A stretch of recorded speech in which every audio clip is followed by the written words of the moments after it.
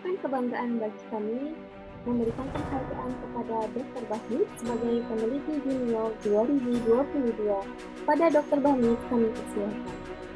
Memenangkan penghargaan ini adalah pencapaian luar biasa bagi saya dan menjadi motivasi dalam meningkatkan kinerja sebagai peneliti ke depannya dan berkontribusi untuk bangsa dan tanah air. Bekerja di bidang material kemasan pangan dapat menyelesaikan masalah sampah plastik yang pada umumnya berasal dari plastik konvensional. Menghasilkan plastik yang ramah lingkungan dapat menjadi solusi di masa mendatang. Kami berharap dapat bekerja sama dengan industri agar dapat diproduksi secara luas dan dapat dimanfaatkan oleh masyarakat.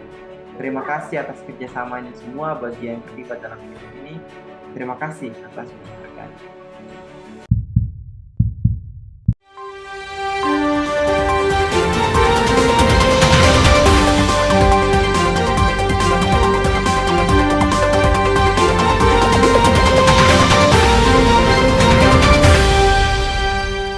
Pemirsa, masih ingatkah Anda berita yang viral 2 bulan lalu mengenai peneliti yang menerima penghargaan prestigius atas penemuannya, yaitu Dr. Bahmit? Beberapa pekan yang lalu ada laporan tentang dugaan plagiarisme yang dilakukan oleh Dr. Bahmit atas penemuan yang mendapatkan penghargaan tersebut. Untuk menelusuri berita ini, mari kita panggil pelapor dugaan plagiarisme yang dilakukan oleh Dr. Bahmit. Halo?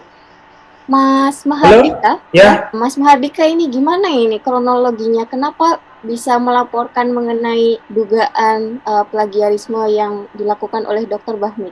Ya, sebelumnya saya juga terkejut dengan pemberitaan media yang memberikan penghargaan ya untuk Dr. Bahmit. Kebetulan Dr. Bahmit ini dulunya adalah satu rekan kerja penelitian. Kami mengerjakan suatu proyek bersamaan yang pekerjaan Dr. Bahmit ini adalah karya saya sebelumnya yang sudah ada paten granted-nya. Jadi saya merasa itu adalah karya saya yang diambil oleh Dr. Bahmit gitu. Kalau bisa saya inginnya ditindak karena sudah melanggar hak cipta itu namanya. Baik, makasih Mas Mahardika. Ini gimana nih proses pelaporan hingga sekarang? Ya, untuk proses hukumnya tentunya ada tahapannya, mungkin dari atasan Dr. Bahmit, terus kemudian ada tuntutan nanti kalau ada undang-undang yang dilanggar gitu ya. Karena kebetulan ini kami juga mengundang pakar hukum yang bisa menjelaskan gitu ya duduk perkaranya di mata hukum. Kita panggilkan Bapak Sinaini. Pagi. Ya, selamat pagi Pak Sinaini. Gimana nih Bapak, kalau secara hukum apakah yang dilakukan oleh Dr. Bahmit ini sudah bisa dikatakan melanggar hukum?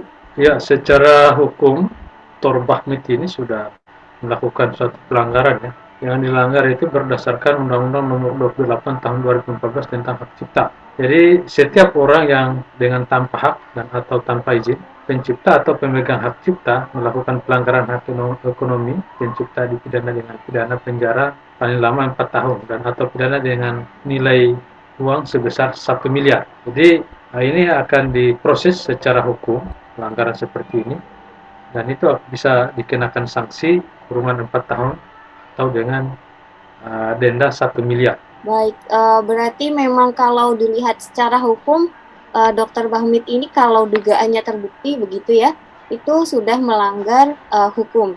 Nah, kalau kita melihat dari Dr. Bahmit ini kan merupakan salah seorang pegawai negeri sipil gitu Pak. Nah, ini apakah kedudukannya sebagai PNS juga akan mendapatkan hukuman ataupun pengaruh terhadap kedudukannya sebagai seorang PNS? Itu tentu saja, karena berdasarkan peraturan pemerintah nomor 53 tahun 2010 tentang disiplin pegawai negeri sipil. Jadi apabila pegawai negeri sipil melakukan suatu pelanggaran akan dikenakan hukuman disiplin. Itu macam-macam hukuman disiplinnya ada. Baik, apakah ada kemungkinan gitu Dr. Bahmit ini nanti kehilangan posisinya sebagai seorang PNS atau mungkin diberhentikan gitu sebagai PNS? Jadi ini tinggal dilihat dulu kasusnya. Jadi kalau kasusnya ini hanya bisa dikenakan penggantian ya 1 miliar, ya, itu bisa saja diturunkan jabatannya selama 3 tahun. Tetapi kalau sampai terjadi kurungan, nah itu juga sudah melakukan pelaksanaan tugas yang terbengkalai. Jadi itu bisa saja juga dari instansinya memberhentikan yang bersangkutan karena tidak melaksanakan tugasnya. Baik, terima kasih Pak Sinaini atas informasinya. Baik, Terima begitulah kasih. pemirsa mengenai kasus pelaporan dugaan plagiarisme oleh peneliti yang mendapatkan penghargaan yang sangat prestisius. Setelah ini kita akan mengikuti kembangan dari kasus tersebut. Itulah breaking news dari kami. Sampai jumpa.